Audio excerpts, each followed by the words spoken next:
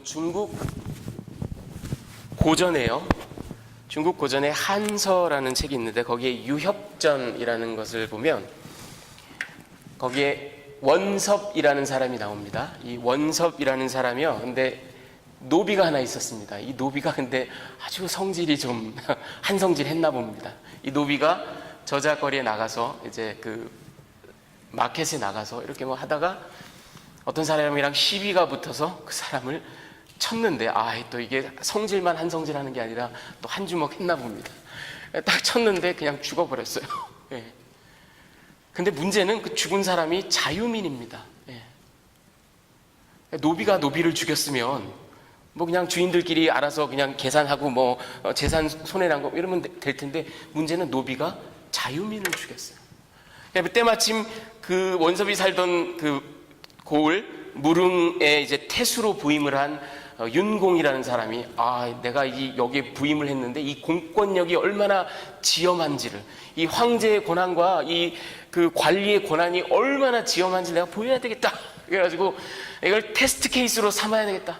일벌백계를 해서 다시는 이런 일이 없도록 해야 되겠다. 그래가지고 이 원섭을 잡아 죽이려고 합니다. 원섭은 졸지에 자기 종이 나가서 사람을 죽인 죄로 자기가 죽게 생겼어요. 예. 그때 그 원섭의 친구들이 이제 조언을 합니다. 그러지 말고 네가 죽게 생겼으니 웃옷을 다 벗고 네가 스스로 꼰 그 동아줄을 가지고, 그 밧줄을 가지고 네 온몸을 꽁꽁 묶어서 죄인됨을 표시하고, 그래가지고 그 무릉태수 윤공이 있는 그 동원에 나가서 죽겠습니다. 제가 죽을 죄를 졌습니다 하고 사죄를 해라. 근데 그렇게 충고를 합니다. 스스로 자기 몸을 묶는 것, 이게 자박이란 말이 여기서 나왔습니다.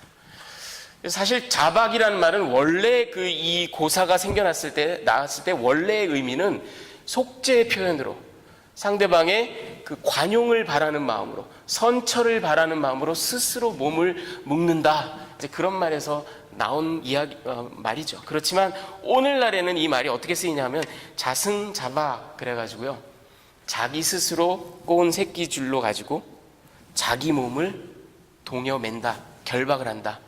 예, 그런 뜻이 됐습니다. 그래서 스스로 낸 꾀, 아니면 스스로 남을 해하려고 만든 어떤 그런 그물, 이런 거에 자기 자신이 걸려 넘어지고 자기가 그 꾀에 넘어가는 것을 자승자박이라고 합니다. 오늘 사울이야 여러분, 이런 행태를 저지릅니다.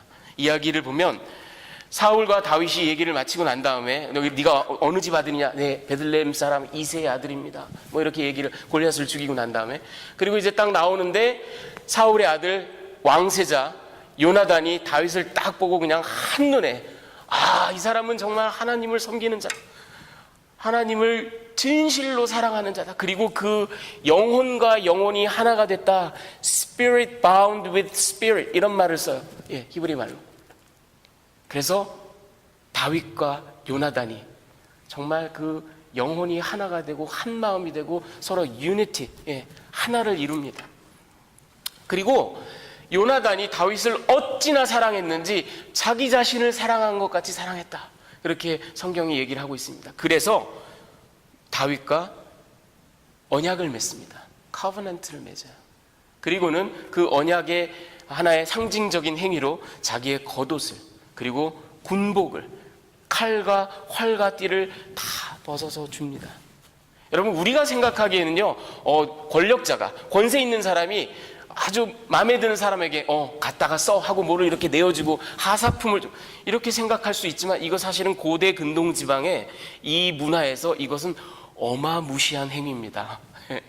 여러분, 그것은 자기의 권력을 이양하는 겁니다. 네가 나의 후계자다, 나의 대를 이을 사람이다, 그런 뜻이에요. 민수기 20장에 보면요 여러분, 제사장 아론이 죽을 때가 되었을 때 하나님께서 아론과 모세, 그리고 아론의 아들로 아론을 뒤이을 엘르아사를 호르산으로 부릅니다.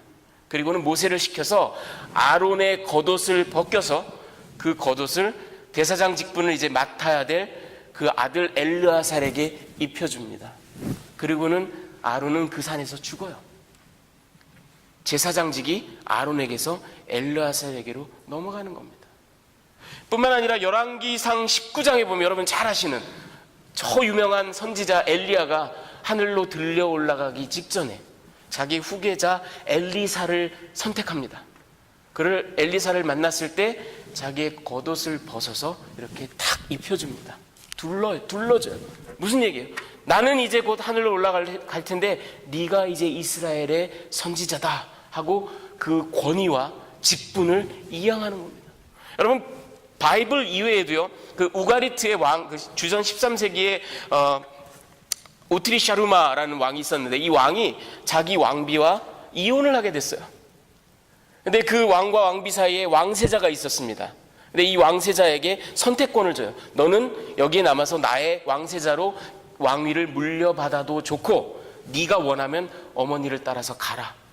단 어머니를 따라서 가려거든 네가 입고 있는 왕세자의 옷을 벗어서 이 권자 위에 올려놓고 가라. 그렇게 말을 합니다. 겉옷을 벗어준다라는 거, 자기가 차고 있던 칼과 활과 띠를 벗어서 준다라는 건 네가 나의 계승자다, 네가 이 권위를 얻게 된다, 그런 의미예요. 이거 어마무시한 행위입니다. 요나단이 그것을 알고 했건 아니면 그냥 막연히 느끼고 했건 아니면 별 생각 없이 했건 그게 중요하지 않아요. 불과 몇 장 뒤에 가서 23장 17절에 보면 실제로 요나단이 자기 입으로 다윗에게 말합니다. 네가 내 아버지를 이어서 왕이 될 것이다, 다윗에게. 이 굉장한 선언적인 상징적인 그런 행위입니다.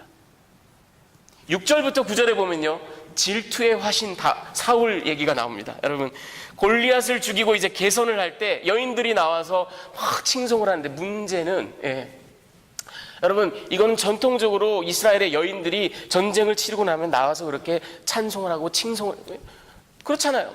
그 왕이나 그 영웅의 그 업적으로 인해서 자기 남편이, 자기 아들이, 자기 오라버니가 살아서 돌아왔으니까 얼마나 감사하겠어요. 그래서 막 춤을 추고 노래를 하고 악기를 연주. 그런데 그 노래의 내용이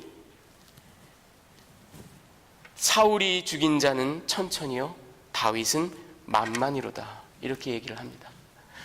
여러분 우리가 근데 이거를 오해하면 안 돼요. 사실은 여러분 그 시편 91편 7절 말씀을 한번 보여주시겠습니까? 이게 히브리 시를 우리가 제대로 이해한다면, 보세요. 여기 시편에도 보면 1000명이 내 왼쪽에서 10,000명이 내 오른쪽에서 엎어지나 이 재앙이 내게 가까이 하지 못하리로다. 히브리 시, 여러분 이 말이 무슨 말이냐면 네가 오른손잡이니까 왼쪽에는 1000명이 자빠지고 오른쪽에는 10,000명이 자빠질 거다, 그런 얘기가 아니에요. 문자적인 그런 의미를 얘기하는 게 아닙니다. 그냥 뭉뚱그려서 수많은 대적들이 네 앞에서 쓰러질 것이다, 그런 얘기예요. 역시 그 고대 근동의 그 우가리트 시에 보면은 코타르라는 그런 그들이 섬기는 신이 있습니다. 장인의 신이에요. 크래프트맨, 장인의 신입니다. 근데 그를 칭송하는 시 중에 이런 시가 있어요. 그 코타르는, 그는 수천의 은을 내어주며 수만의 은을 내어주도다. 수만의 금을 내어주도다. 수천의 은과 수만의 금을 내어주도다, 이런 얘기가 있어요. 여러분 이게 그 코타르라는 장인의 신이 은은 수천을 내어주고 금은 그보다 훨씬 더 많은 수만 개를 내어준다는 얘기가 아니에요. 전체적으로 뭉뚱그려서 이 코타르라는 장인의 신이 너무나 관대하기 때문에 은과 금을 아끼지 않고 풍성히 마구마구 내어준다, 그런 얘기입니다. 그러니까 우리가 히브리 시를, 고대 근동 지방의 그들의 그 시적인 기법을 제대로 이해한다면 이건 무슨 얘기냐면, 이스라엘은 사울과 다윗이라는 영웅 호걸이 있는데 그들이 앞장서서 싸워서 수천 수만 되는 블레셋 적군을 다 몰살시켰다, 신난다, 할렐루야, 이런 얘기를 하고 있는 겁니다. 그런데 문제는 사울 왕은 그걸 그렇게 받아들이지 않았어요. 그리고 그는 지금 패러노이아, 편집증, 망상증에 걸려 있습니다. 그게 하나가 딱 그의 목구멍에 걸린 겁니다. 나는 천천히고 다윗은 만만이야. 그게 딱 걸린 겁니다. 그래서 그날 이후로 그 이야기를 생각을 합니다. 그리고는 그가 속으로 생각을 합니다. 다윗에게는 만만을 돌리니까 저 다윗이 얻을 게 이제 나라 말고는 뭐가 있겠느냐. 그러고 나서는 그에게 또 불현듯 생각나는 게 있어요. 사무엘상 15장 28절에 보면 선지자 사무엘이 이런 말을 했었죠. 예. 하나님께서 너에게서 왕국을 빼앗아서 너보다 나은 이웃에게 주셨다. 그렇게 얘기를 하죠. 사울에게. 그때 사무엘이 얘기했던 나보다 나은 이웃이 저 핏덩이란 말인가? 다윗을 보고 그렇게 생각을 하기 시작하는 겁니다. 네, 됐습니다. 네, 이제는. 자, 그게 6절에서 9절까지 내용이고요. 그리고 나서 이제 10절에서 16절까지 첫 번째 살인 기도가 있습니다. 바로 다음 날이에요. 이런 일이 있었던 바로 다음 날입니다. 그날 또 악신에 의해서 막 발작 증세를 보이고 있던 사울, 수금을 타고 있던 다윗에게 자기가 손으로 그때 마침 창을 들고 있었는데 내가 저 녀석을 벽에다 박아버리리라. 그리고는 던져서 죽이려고 합니다. 2번이나 다윗이 그것을 피하죠. 첫 번째 살인 기도예요. 실패합니다. 그리고 나서는 사울왕이 죽이지는 못했어요. 저 녀석을 눈에 안 보이는 곳에 보내야 되겠다. 그래서 궁정에 거하던 다윗을 천부장이라는 직분을 줘서 전장으로 내보냅니다. 꼴 보기 싫으니까. 예. 일종의 강등이에요. 예. 그런데 눈에 보이는 게 싫어서 그렇게 했는데 그게 오히려 역효과를 냅니다. 16절에 보면 뭐라고 나와 있냐면 모든 이스라엘과 유다가 다윗을 사랑하였다. 왜? 가는 곳마다 승리하고 가는 곳마다 지혜롭게 행하니까. 예. 자, 2번째 살인 기도는 17절에서부터 19절에 나와 있는데요. 이번에는 사울 왕이 좀 더 교묘한 방법을 씁니다. 내 딸 메랍을, 장녀 메랍을 너한테 줄 테니까 나가서 열심히 싸워라. 그런데 바이 더 웨이 여러분, 사실은 이 메랍은 이미 줬어야 되는 딸이에요. 그 17장에 보면은요, 골리앗을 죽이는 자에게 많은 상금과 왕의 딸을 주고 그리고 세금을 면해주겠다, 이런 약속을 한 바가 있어요. 그러니까 이미 골리앗을 죽였을 때 줬어야만 돼요. 그런데 조건을 또 답니다. 내가 메랍을 줄 테니까 그 대신 너 나가서 열심히 블레셋과 싸워. 알았지? 무슨 뜻이에요? 그렇게 싸우다 보면 어느 블레셋 사람의 칼에 맞아 죽을 것이다 라고 생각을 한 겁니다. 2번째 사울이 다윗에 대한 살인 기도입니다. 그런데 여전히 다윗은 승승장구합니다. 죽지 않아요. 뿐만 아니라 가는 곳마다 승리합니다. 예. 계획이 수포로 돌아가요. 그런데 막판에 계획을 확 비틀어서 약속을 어기고 메랍을 다윗에게 주지 않았어요. 어쩌면 다윗이 겸손의 표현으로 제가 어찌 감히 사위가 될 수 있겠습니까? 한 말을 그래? 그러면 주지 말지 뭐 이랬는지도 모릅니다. 어찌됐든 간에 계획을 싹 바꿔서, 약속을 바꿔서 그 메랍을 무홀랏 사람 아드리에게 줍니다. 이게 2번째 살인 기도였어요. 그런데 역시 실패합니다. 자, 20절부터 27절에 보면 이제 3번째 살인 기도가 있습니다. 이번에는 그 자기의 막내딸 미갈이 다윗을 몰래 연모한다는 사실을 알게 됐어요. 그때 사울이 머릿속에 전구가 팍 들어오면서 뿅, 옳지, 나에게 기회가 또 한 번 왔다. 내 딸 미갈을, 이런 아빠가 다 있어. 내 딸 미갈을 이용해서 다윗을 다시 한번 죽여야 되겠다. 근데 이번에는 중간에 신복을 세워가지고 중간에 왔다 갔다 하면서 말을 전합니다. 네가 내 사위가 되라. 저는 가난하고 미천해서. 여러분, 이 가난하다라는 말, 이게 무슨 말이냐면, 여러분 고대 근동에서는요, 결혼을 하기 위해서는 사위가 장인 어른이 지정하는 내 딸을 데려가려면 얼마를 내라 하는 그 브라이드 프라이스라는 게 있어요. 그걸 내야만 됩니다. 여러분, 이걸 들으면 우리 정서로는 아니, 여자를 무슨 상품으로 여기냐, 그게 아니에요. 여러분, 그런 뜻이 아니라 그 고대 사회에서는 그 자기 자식들, 자손들 그 인적인 그 숫자가 노동력이라든가 그 가문을 크게 하는 가장 중요한 거예요. 그러니까 딸이 딴 집에 가서 거기서 일하고 거기서 자식 낳고 거기서 자손을 번성하고 하니까 이 아버지 입장에서는 자기의 중요한 그 인적 자원이 나가는 거예요. 그러니까 그거에 대한 기회 비용을 지불을 하는 겁니다. 이게 꼭 여인이라서가 아니라 대릴 사위로 만약 아들을 뭐 그런 제도가 그 당시에는 없었지만 아들을 데려간다 하더라도 그 아들에 대한 그 몸값을 요청을 했을 거예요. 그게 고대 사회의 관례입니다. 자, 그러니 신분에 맞는 사람들끼리 결혼을 할 수밖에 없어요. 왜? 왕이면 어마어마한 그 브라이드 프라이스를 요청할 게 아닙니까? 그렇죠? 적어도 이 지방 전체를 바치겠습니다 하는 큰 실력자가 아니면 안 된다는 말이죠. 다윗이 나는 미천한 존재입니다. 나는 가난합니다. 내가 어떻게 사위가 되겠습니까? 그때 사울이 신복을 통해서 내가 원하는 건 돈이 아니다. 너의 무훈만을 원한다. 나를 위해서 나가서 블레셋 사람 100명을 죽여라. 그리고 그 포피를 잘라 갖고 와라. 그게 브라이드 프라이스다. 이렇게 얘기를 합니다. 근데 문제는 다윗이 나가서 200명을 죽입니다. 그리고는 그 블레셋 사람들의 포피를 가져와서 왕에게 바치죠.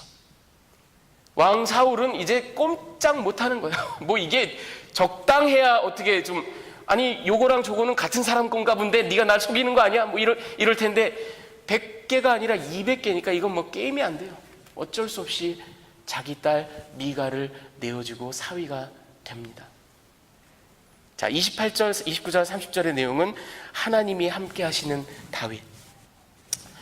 여러분, 사무엘상 18장은요 많은 이야기가 나오고 음모가 나오고 전쟁이 나오고 하는데 결국은 이 18장의 내용을 딱 두 센텐스로 문장으로 줄이라 그러면 이거예요. 뭐냐면 하나님이 다윗과 함께 하신다. 두 번째, 다윗은 어디 가나 사랑을 받았다. 이 두 가지. 실제로 하나님이 다윗과 함께 하신다는 말이 이 18장에 무려 3번이나 나옵니다. 12절, 14절, 그리고 28절에. 그리고 무려 6번이나 다윗이 요나단에게 사랑받고, 미갈에게 사랑받고, 온 이스라엘과 유다에게 사랑받고, 심지어는 사울의 신복들에게까지 사랑을 받고 6번이나 나와요. 무려. 다윗은 어디 가나 사랑받아요. 바로 그 이유 때문에 사울은 더욱더 그를 증오합니다. 사울은 더욱더 그를 두려워합니다. 그날 이후로 다윗을 자기 원수로 삼습니다. 자, 여러분, 오늘의 이 이야기를 통해서 제가 두 가지 메시지와 적용점을 여러분께 나눠드리기를 원합니다. 첫 번째는 이겁니다. 첫 번째는 여러분, 저는 이 18장, 사무엘상 18장을 묵상하고 연구하고 공부하고 또 주님께 기도하면서 제가 본 것은 이겁니다. 여러분 잘 들어보십시오. 죄악이요. 여러분, 죄악이 탄생을 하고요.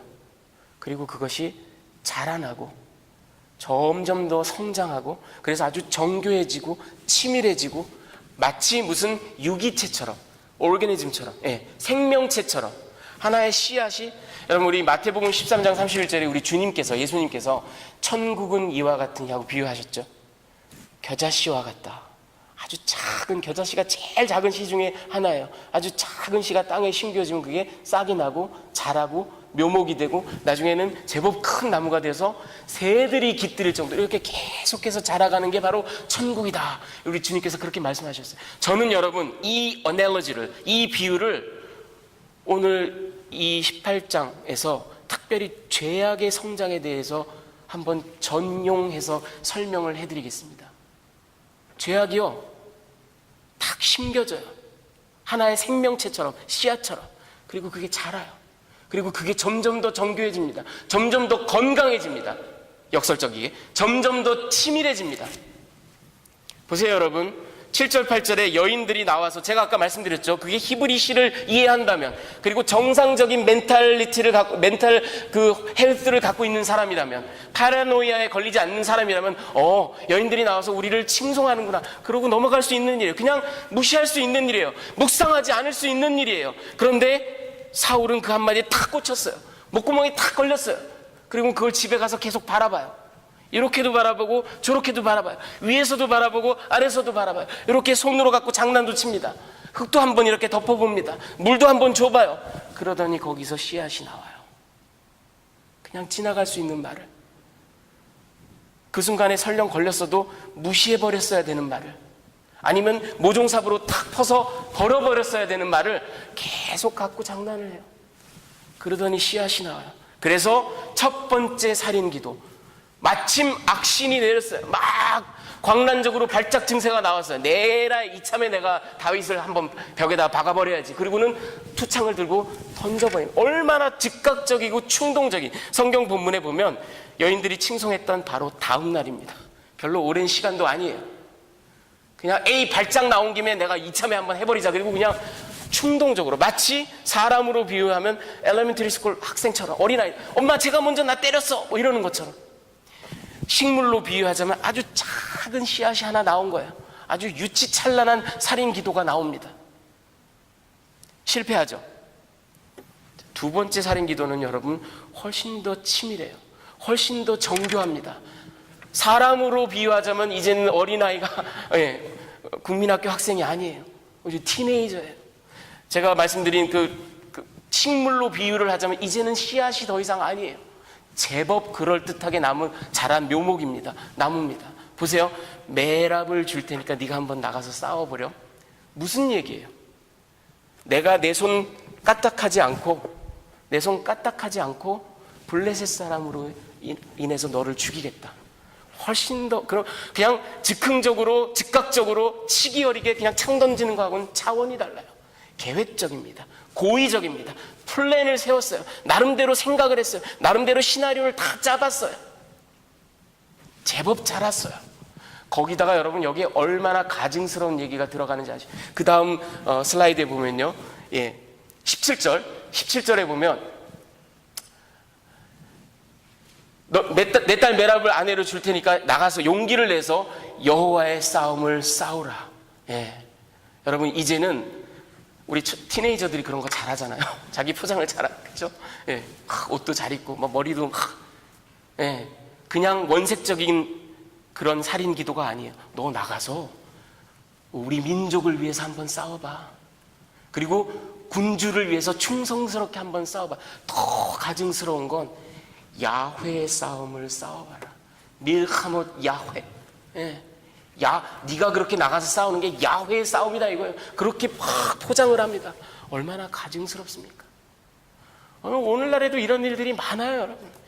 자기 아젠다인데, 자기 욕심인데, 자기가 원하는 건데 말은 이게 하나님의 뜻입니다. 하나님을 영화롭게 하는 겁니다. 이런 일들이 너무나 많아요. 지금 사울이 그런 짓을 하고 있는 겁니다. 역시 실패하죠. 역시 죽이지 못해요. 자, 보세요. 세 번째 살인 기도는 이제 더 정교해집니다. 더 치밀해져요. 더 계획적입니다. 이제는 아예 듀데이트를 줘요. 그리고 미가를 내가 줄 테니까 이제는 그리고 아예 통계적인 숫자까지 줍니다. 100명. 자기가 계산을 해본 거예요. 통계적인 수치를 낸 겁니다. 100명을 죽이다 보면 그 전에 반드시 죽는다.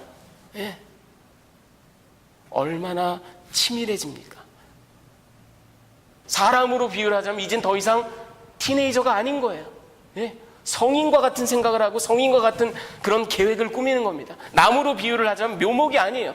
무성한 울창한 나무가 된 겁니다.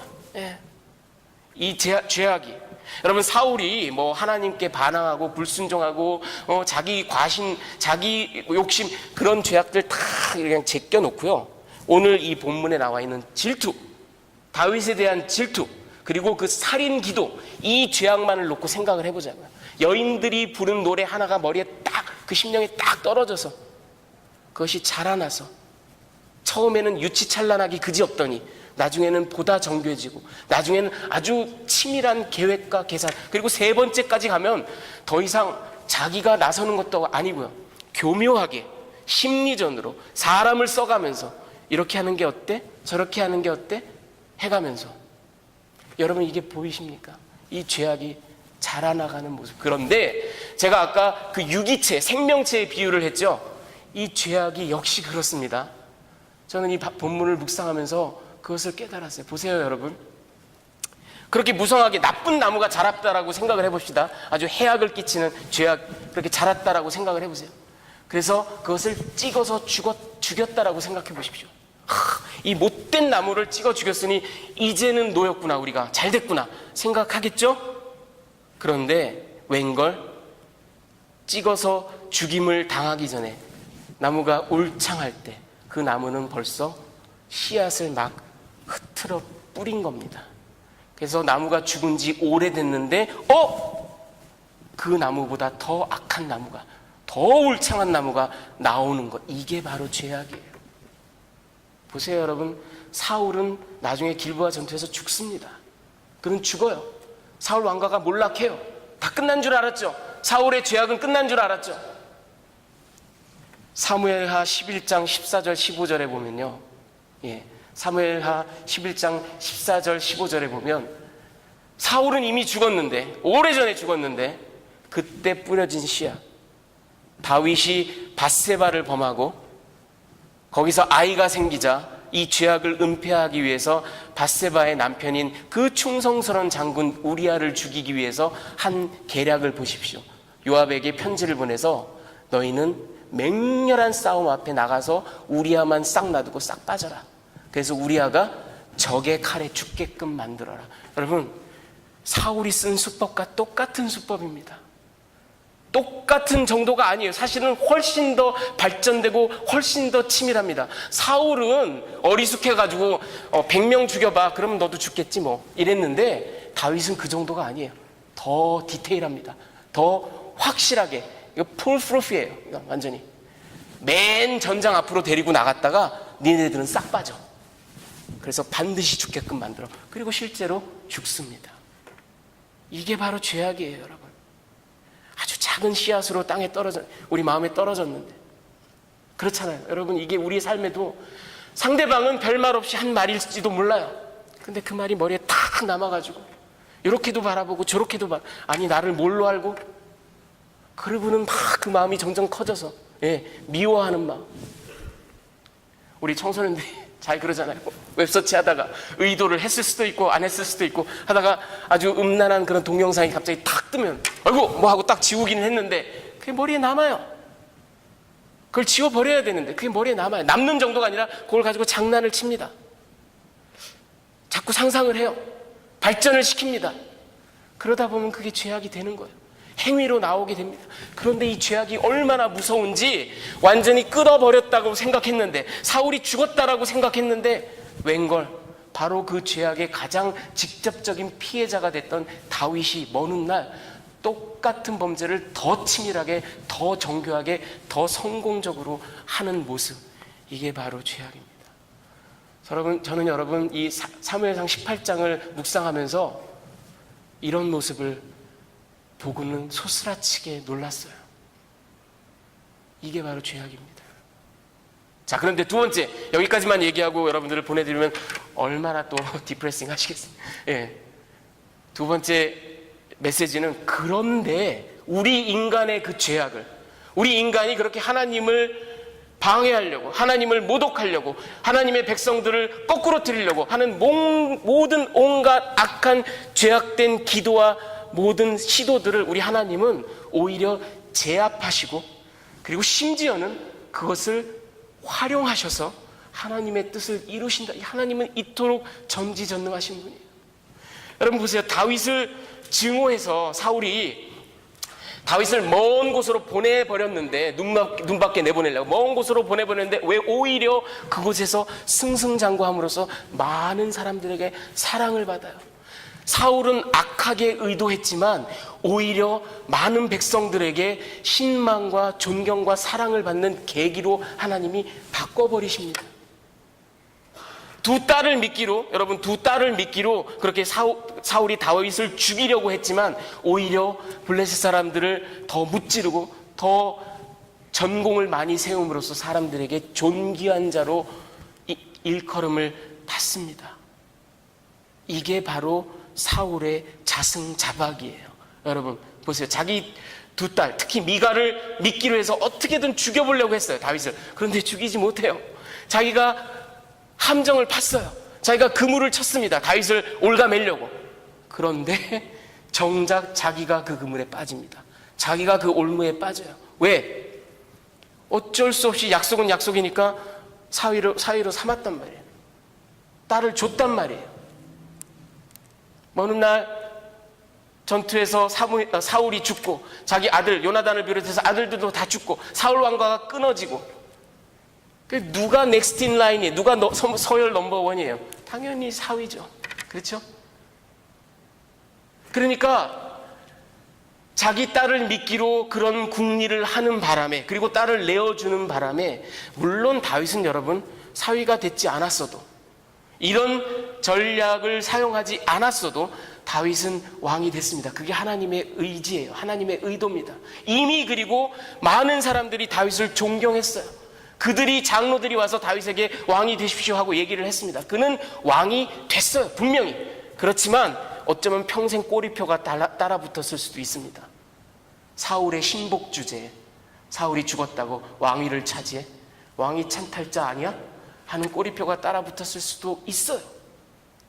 그런데 누가 감히 그런 말을 합니까? 사위로 삼았으니 서열 1인데, 그렇죠? 사울로서는 자승자박입니다. 하나님은 사울의 그 악한 의도조차도 이렇게 바꾸셨어요. 오히려 하나님의 구원의 역사를 이끌어가는 도구로 사용을 하십니다. 여러분, 이게 성경을 보면요, 여러분, 요셉이 그 형들이, 아니 뭐 요셉이 아무리 좀 잘난 척하고 채색 옷 입고 다니고 그럴지라도 그걸 뭐 좀 쥐어박으면 될 일이지, 그걸 죽이려고 그러다가 팔아먹고, 인신매매단에게 팔아먹고, 아주 악한 짓을, 저들의 죄는 용서받을 수 없는 악한 짓이었어요. 그런데 하나님께서는 그 악한 의도로 이루어진 일을, 오히려 요셉을 먼저 애굽에 보내서 총리가 됨으로써 저들을 불러오게끔, 그래서 애굽에서 저들이 한 민족을 이루고 나중에 출애굽을 하지 않습니까? 하나님의 놀라운 구속사에 사용이 됩니다. 저들의 악한 의도가. 바로가 이스라엘 백성들을 보내지 않고 계속 마음을 강팍하게 했을 때, 여러분, 오히려 그것이 하나님께서는 온 애굽 땅에, 온 천하 만방에 하나님이 이토록 위대한 분이라는 것을 만방에 보여줄 수 있는 계기로 삼으세요. 여러분, 다리오 왕 때 다니엘을 잡아 죽이려고 방백들이 계획을 세워가지고 저거 사자굴에 집어넣어야지 모함하고 음모를 꾸몄지만, 오히려 사자들의 입을 봉하시고 하나님께서, 그리고 다니엘서 6장에 보면 다리오 왕의 입으로 다니엘의 하나님은 천하 만국 가운데 숭상받아야 할 왕이 신이시다, 그렇게 선포하게끔 만드십니다. 여러분, 먼데 갈 것도 없어요. 가장 확실한 증거, 유대의 지도자들은, 바리새인들은, 사두개인들은 예수님을 잡아 죽이려고 온갖 음모를 꾸미고, 사람을 매수하고, 가룟 유다를 매수하고, 거짓 재판을 하고, 인간이 발명해낸 가장 최악의 형틀인 십자가를 통해서 예수님을 죽여버렸지만, 그렇게 놀라운 무시무시한 죄악을 저질렀지만, 그 십자가에서 흘려진 피로 저와 여러분이 온 세상을 향한 구원의 메시지가 거기서부터 흘러나옵니다. 하나님은 하나님의 구원의 역사를 그 죄악을 통해서 오히려 좌절하시는 게 아니라 오히려 그것을 활용하세요. 그렇다고 여러분, 요셉의 형제들이, 사울이, 아니면 유대 지도자들의 그 죄악이 옳다라는 게 아니에요. 그거는 철저히 잘못됐어요. 죄악이에요. 하지만 우리 하나님의 전능하심이 이렇다는 겁니다. 죄악으로 의도한 일일지라도 하나님께서는 그것을 하나님의 뜻을 관철시키는 도구로 사용하십니다. 자, 여러분, 우리가 여기까지 이해가 미친다면, 여기까지 깨달음이 미친다면, 여러분 삶 가운데, 여러분 저도요, 여러분 앞에서 고백할 수 있어요. 제가 여태까지 오늘 여기까지 오는 과정 동에서 많은 고난이 있었습니다. 많은 아픔이, 아니 어떻게 하나님 저한테 이런 일을 할 정도로 참 힘든 일들이 많았어요. 하지만 지금 와서 돌이켜 볼 때, 여러분 저 앞에서 제가 거짓 없이, 위선 없이 얘기할 수 있어요. 그때는 괴로웠지만, 그때는 정말 힘들다, 정말 도망가고 싶다, 힘들었지만 그것이 오히려 저를 더 성숙하게 만들고, 더 깊어지게 만들고, 더 용서할 수 있는 사람이 되게끔 만들고, 그리고 여러분 앞에 이렇게 서서 예담교회 목사로 사역할 수 있게끔 만든 많은 자원들이 돼서, 그렇다고 그때 제가 당한 악한 일들, 나쁜 일들을 찬양하는 건 절대 아닙니다. 악은 악이에요, 어디까지나. 하지만 그 고난으로 인해서 제가 오늘 고백할 수 있어요. 내가 더 깊어졌구나, 내가 더 성숙할 수 있었구나. 여러분, 이런 말씀을 또 잘못 적용하셔가지고 이영석 목사가 고생 많이 할수록 더 깊어지는구나, 우리가 많이 고통스럽게 해드릴까? 그러시면 안 돼요. 그러시면 안 돼요. 예. 무슨 말씀이냐, 여러분이 살아가시면서, 신앙생활 하시면서 애매한 고난들, 아니 왜 이런 오해가, 왜 이런 일이, 왜 나를 이토록 미워하고, 애매한 고난들, 사업이 안 되고, 고통받고 오해받고 힘든 일들, 우리는 살아가면서 그런 일들에서 벗어날 수 없는 존재들입니다. 그것을 찬양하는 거 아닙니다. 그것이 옳다는 얘기가 아니에요. 그러나 이 전능하신 하나님의 손길을 바라보십시오. 하나님은 바꾸실 수 있습니다. 우리가 신실하면, 우리가 하나님을 신실하게 좇으면 하나님은 바꾸실 수 있어요. 여러분 앞에 닥쳐오는 모든 고난들, 환난들, 힘드시겠지만, 아프시겠지만 믿음으로 승리하시기 바랍니다. 그래서 어느 날 되돌아보시면, 그때 그 일로 인해서 내가 이만큼 이 자리에 왔구나 하고 고백하실 수 있는 날이 반드시 올 줄로 믿습니다. 그래서 여러분, 시편 37편 23절 24절 우리 마지막으로 같이 읽어보겠습니다. 그래서 여러분이, 근데 우리 하나님은 애들이 밖에서 싸우고 있는데 나가가지고 네가 잘했고 네가 못했네, 난 네 편이야, 이런 하나님이 아니세요. 하나님은 누구 추즈 사이드를 하나님은 하나님의 편이십니다. 하나님은 하나님의 일을 하세요. 우리가 하나님 편에 서야 됩니다. 여러분, 우리가 그렇게 신실하기를 선택할 때, 그 신실함을 지켜나갈 때 우리는 하나님이 이끄시는 의로운 사람들로 살아갈 수 있어요. 그 의인들에게 하나님이 주시는 약속의 말씀을 들어보십시오. 23절 같이 읽겠습니다. 여호와께서 사람의 걸음을 정하시고 그의 길을 기뻐하시나니 그는 넘어지나 아주 엎드러지지 아니함은 여호와께서 그의 손으로 붙드심이로다. 여러분, 우리는 넘어져요. 우리는 실족도 합니다. 자빠져요. 코에 피도 나고 흘려요. 하지만 아주 엎드러지지 않습니다. 하나님은 전능하시기 때문입니다. 할렐루야. 이 말씀을 믿고 의지하고 주님께 신실한 백성들로 살아가는 저와 여러분이 되기를 주님의 귀하신 이름으로 축원합니다. 같이 기도하시겠습니다.